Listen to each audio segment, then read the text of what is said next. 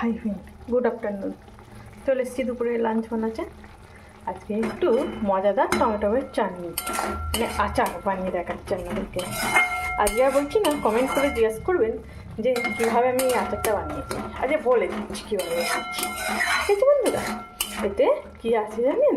কাজু, খরমুজদানা, এলাচ এবং রসুন, যেটা আমরা টমেটোর চাটনি কিংবা কোনো আচারে দিয়ে সামান্য থাকি না। ঠিক আছে, আমি একটা রসুনের কোয়া দিয়েছি, একটুখানি বারিক বারিক আদা দিয়েছি, আর কাজু, খরমুজদানা, এলাচ আর দিয়েছি ভাজা মশলা। কিন্তু টিপ দেওয়া হচ্ছে এই ভাজা মশলাটায়। ভাজা মশলাটা কীভাবে বানিয়েছি সেটা জানার জন্য কমেন্ট করবেন। ঠিক আছে বন্ধুরা, আর আমার এই আচারটা কীভাবে বানিয়েছি, কীরকম লাগছে সেটা তাহলে অবশ্যই জানাবেন। Thank you so much. আর তাহলে এইটুকু কথা থাক, কাল আবার কথা হবে। বাই।